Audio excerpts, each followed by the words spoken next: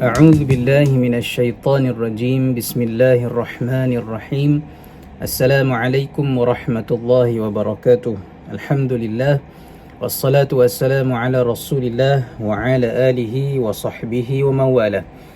Kita bersyukur kepada Allah Subhanahu Wa Taala kerana pada kali ini kita masih lagi dipertemukan dalam siri perbincangan kitab At-Tibyan fi Adab Hamalatil Quran, tata tertib pembaca Al-Quran. Sebelum kita meneruskan sesi perbincangan pada kali ini, suka untuk saya mengajak sidang penonton yang masih lagi belum subscribe YouTube channel TVM MBS, boleh menekan butang subscribe, like serta boleh share video ini sekiranya anda merasakan ia bermanfaat. Semoga dengan like, share dan juga subscribe yang tuan-tuan berikan boleh merancakkan lagi usaha dakwah pihak Masjid Al-Muktafi Billah Shah, insya-Allah. Hadirin mukminin sekalian, kita masih lagi dalam perbicaraan kitab At-Tibyan fi Adab Hamalatil Quran pada bab yang keempat, iaitu bicara tentang tata tertib guru Al-Quran dan juga muridnya. Setelah kita melalui pada fasal yang pertama, iaitu apa yang harus diketahui oleh guru Al-Quran dan muridnya, iaitu Al-Imam An-Nawawi membicarakan tentang perlunya mengikhlaskan niat kerana Allah Ta'ala.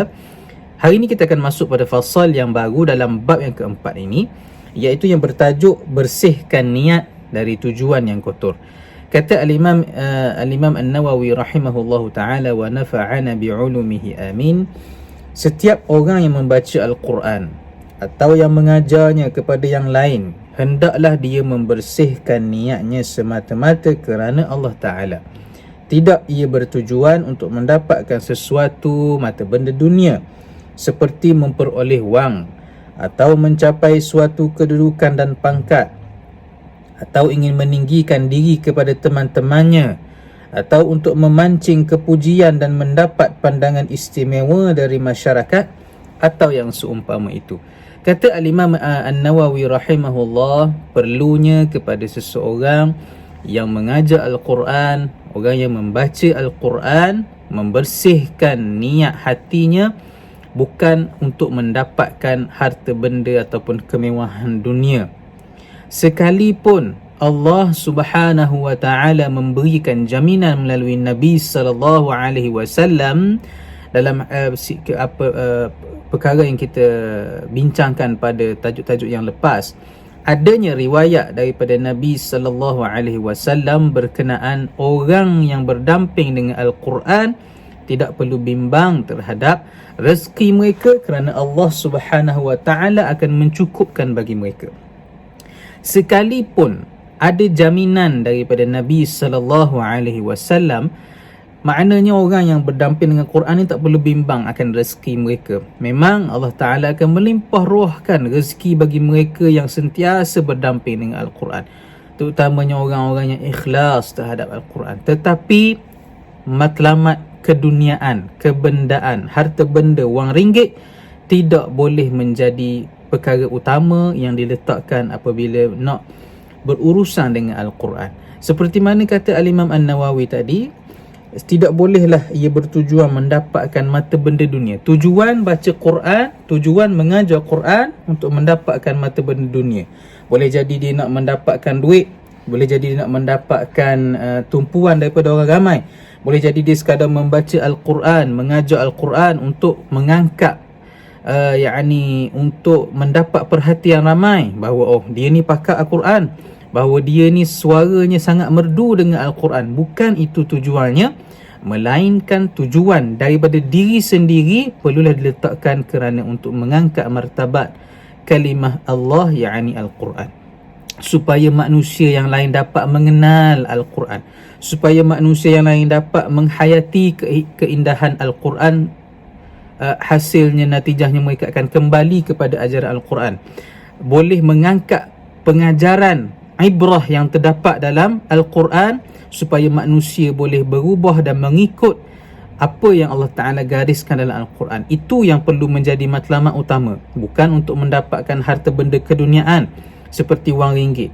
Kerana boleh jadi ada orang yang memperdagangkan ayat-ayat Al-Quran. Na'udzubillah. Boleh jadi dia memetik satu dua ayat Al-Quran untuk dia mempromosikan sesuatu perkara yang mungkin dia jual, yang mungkin dia buat, tetapi hakikat sebenarnya perkara itu dirinya sendiri langsung tidak mengikut garis panduan yang Allah Ta'ala tetapkan dalam Al-Quran. Ini termasuk kata Al-Imam Ibn Kathir dalam ayat wala tashtaru bi ayati thamanan qalila. Thamanan qalila bermaksud maksud ayat tadi, janganlah kamu berjual beli, menjual ayat-ayatku, yakni ayat Allah, thamanan qalila, dengan nilai yang rendah. Kata Al-Imam Ibn Kathir dalam tafsirnya, thamanan qalila bermaksud segala dunia dan seisinya. Maknanya kita memperdagangkan, kita merendahkan martabat Al-Quran hanyalah untuk mendapat nilai yang dunia yang sedikit. Na'udzubillah. Ini perlu menjadi muhasabah kepada setiap dalam kalangan kita. Boleh jadi kita ini orang yang sentiasa membaca Quran, orang yang mungkin selalu buat program dengan Al-Quran, mungkin orang yang mengajar Al-Quran, mungkin orang yang dijemput ke sana ke sini untuk membacakan Al-Quran. Perlulah meletakkan dalam diri kita bahawa tujuan utama adalah untuk mengangkat kalimah Allah, untuk memartabatkan Al-Quran, untuk meletakkan Al-Quran berada pada tempatnya, iaitu di hati setiap dalam kalangan orang Muslim. Adapun habuan-habuan keduniaan yang datang selepas itu adalah kurniaan Allah Subhanahu wa Ta'ala.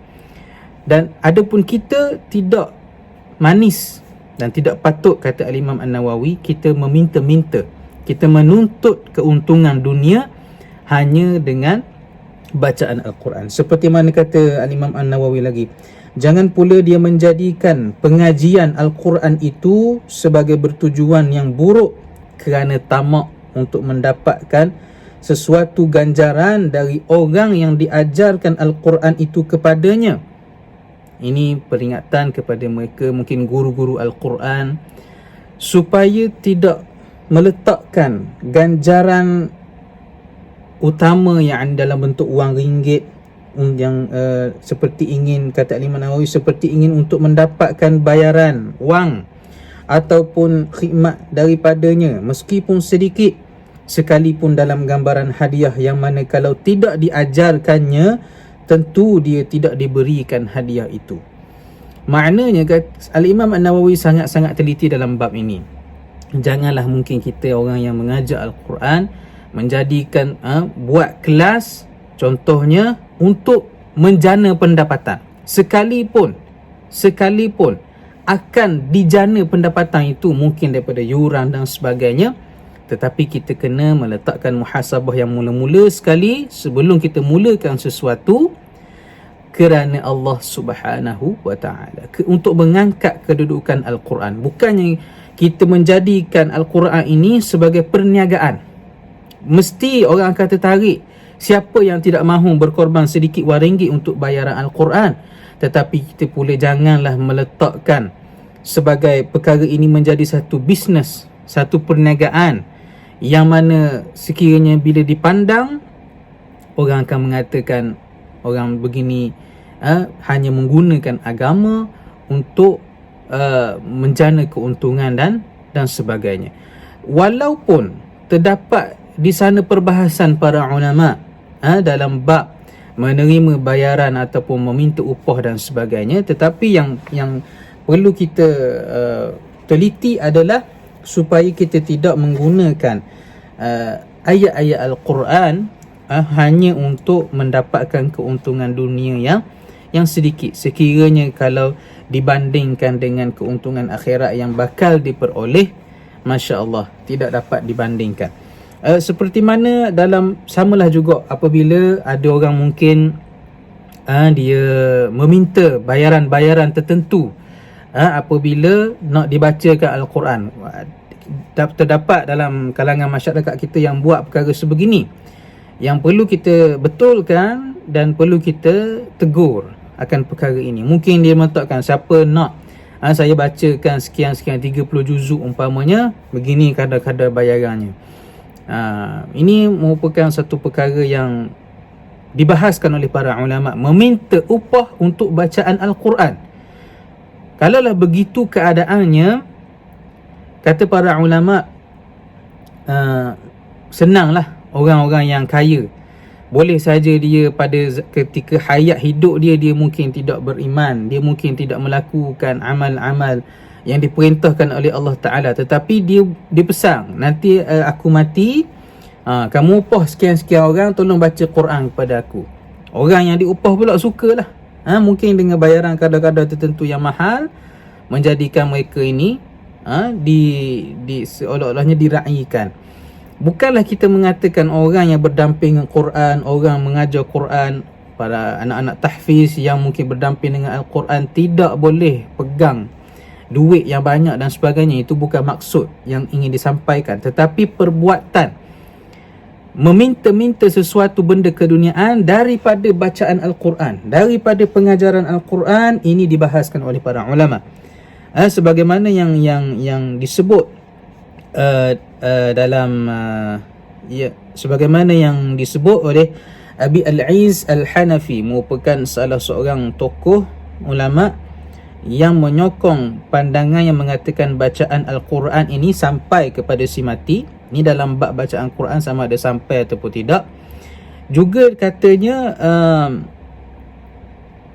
adapun mengupah orang untuk membaca Al-Quran dan dihadiahkan kepada si mati, ini tidak pernah dilakukan oleh sesiapa pun dalam kalangan ulama salaf. Tidak pernah disuruh atau diberi kelonggaran oleh mana-mana sarjana agung dalam agama ini. Tanpa sebarang perbezaan dalam kalangan ulama, mengupah supaya dikirimkan pahala bacaan Al-Quran itu adalah tidak dibolehkan. Apa yang mereka berbeza adalah tentang keharusan upah dalam bab mengajar Al-Quran dan sebagainya, di mana manfaatnya sampai kepada orang lain. Pahala mungkin boleh jadi sampai, mungkin boleh jadi tidak sampai kepada si mati, melainkan amalan itu ikhlas kerana Allah Ta'ala. Maka dibahaskan di sini, apabila diberikan upah kepada seseorang, boleh jadi upah itu menjadikan pembaca Al-Quran mungkin tidak ikhlas. Kata ulama, mungkin boleh jadi tidak sampainya pahala kepada si mati, boleh jadi kerana tidak ikhlasnya si pembaca, kerana hanya mungkin menginginkan upah sahaja. Ini yang dibahaskan oleh para ulama.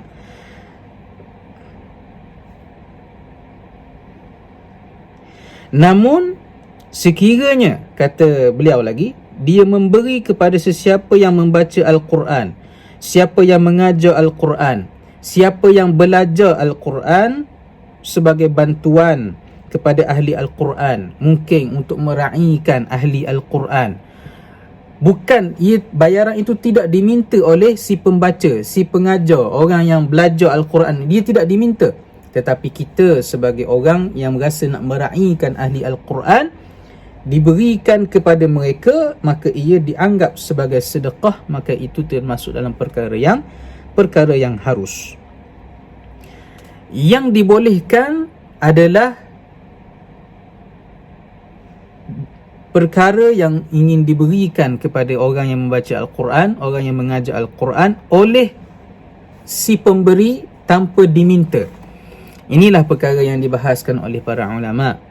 Bagaimana sepatutnya yang berlaku adalah orang yang mengajar, tuan guru yang mengajar anak-anak tahfiz yang membaca Al-Quran, orang-orang yang belajar di bidang pengajian Al-Quran, menjadi tidak boleh menjadi orang yang meminta-minta dalam bab harta benda keduniaan. Tetapi bagi mereka yang ingin memberi dalam bentuk hadiah dan sebagainya, tidak menjadi masalah.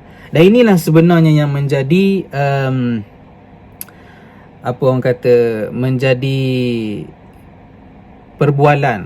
perbahasan ataupun dilema mereka-mereka yang berkecimpung dalam bidang Al-Quran ini. Kadang-kadang nak minta tidak sampai hati kerana nanti melibatkan maruah mereka yang berdamping dengan Al-Quran. Tuan-tuan guru yang ikhlas dengan Al-Quran ini, mereka tidak akan meminta bayaran, tuan-tuan. Tetapi timbal balas daripada pihak kita yang mungkin menerima ilmu daripada mereka, berilah dengan kadar seikhlas hati, padan dengan ilmu yang diajarkannya. Mungkin boleh jadi kita daripada tak kenal alif bata, tapi kerana kesungguhan tuan guru yang mengajar Al-Quran tadi, boleh jadi kerana itu kita mahir membaca Al-Quran, kita pula boleh mengajarkan Al-Quran kepada orang lain. Maka kerana itu kita berikanlah kadar yang sepatutnya kepada mereka. Kerana para ahli Al-Quran yang betul-betul ikhlas dengan Al-Quran, tuan-tuan guru yang mengajar Al-Quran, orang yang terlibat dalam bidang Al-Quran, yang menyibukkan dirinya dengan perbahasan ilmu Al-Quran ini, dia tidak akan meminta-minta, dia sangat menjaga maruahnya dalam bab perkara ini. Jadi menjadi tanggungjawab kepada kita, orang awam yang mungkin belajar daripada beliau, yang mungkin kita mendengar bacaan-bacaan beliau, kita dapat mengikut contoh bacaan yang baik daripada beliau, kita panggil beliau, maknanya membacakan Al-Quran dalam majlis-majlis tertentu. Kitalah yang perlu memainkan peranan meraihkan mereka. Memang dalam dunia zaman sekarang ini perlulah ada timbal balas dari sudut kewangan. Sekiranya dengan ikhlas kita boleh mengisi minyak kereta dan sebagainya, maka hanya dengan ikhlas sajalah, tak perlu apa-apa ganjaran. Tetapi inilah yang perlu menjadi keutamaan dalam kita sebagai orang yang menerima ilmu daripada mereka. Kita perlu bijaksana, kerana mereka sudah pasti apabila mereka tahu akan perkara hakikat ini, bahawa tidak boleh meminta-minta upah. Dan disebut oleh Al-Imam An-Nawawi bahawa ia tidak boleh menjadi tujuan utama apabila seseorang itu mengajar Al-Quran dan membacakan Al-Quran. Maka kitalah yang berperanan meringankan apa sahaja beban yang ditanggung oleh mereka, demi menjaga maruah guru, maruah pembaca Al-Quran, maruah mereka yang menghafaz Al-Quran. Mereka sudah pasti tidak akan meminta-minta, tuan-tuan. Tapi kita meraihkan mereka dengan cara kita berilah sesuatu perkara yang setimpal dengan usaha mereka, dengan ilmu mereka dan sebagainya. Kata Al-Imam Nawawi, sekalipun adanya larangan daripada di sisi syarak supaya mereka ini tidak meminta-minta dalam bab bacaan Al-Quran, mengajar Al-Quran, tetapi perlulah difahami akan keperluan kehidupan seorang manusia biasa yang memerlukan kepada perkara-perkara keduniaan yang mungkin boleh melengkapkan kehidupan mereka, supaya nantinya tidak ada salah faham di antara orang yang mengajar dan orang yang menerima ilmu, orang yang mendengar bacaan Al-Quran dengan orang yang membaca Al-Quran. Mudah-mudahan dengan kaedah yang digariskan oleh ulama ini dapat mengharmonikan. Bukanlah kita nak menafikan kepentingan dunia, tetapi perlulah dijaga maruah orang-orang yang berdamping ataupun yang hidup mereka ini diwakafkan untuk Al-Quran. Tidaklah mereka ini berhasrat untuk meminta-minta. Bahkan mereka tidak kaya pun, tuan-tuan, sekiranya diberikan ganjaran yang setimpal. Tetapi yang perlu kita teliti adalah muhasabah kepada orang yang terlibat dalam bidang Al-Quran, supaya tidak menjadikan Al-Quran ini sebagai satu benda untuk didagangkan, bahan komoditi. Mungkin boleh jadi dia memetik 1-2 ayat Al-Quran untuk melariskan apa yang dia nak jual, dia nak niagakan dan sebagainya, tetapi hakikat sebenarnya dia langsung tidak mengikut apa yang digariskan oleh Allah Subhanahu Wa Taala dalam Al-Quran. Mudah-mudahan dalam permulaan fasal yang kedua ini dapat kita memahami bahawa kepentingan untuk membersihkan hati daripada sebarang niat ataupun tujuan keduniaan yang dianggap oleh Al-Imam An-Nawawi sebagai satu benda yang kotor, yang tidak boleh berada dalam jiwa orang yang ingin memperjuangkan Al-Quran. Mudah-mudahan Allah Ta'ala merahmati kita semua. Aqulu qawli hadha wa astaghfirullahal azim li wa lakum. Wassalamualaikum warahmatullahi wabarakatuh.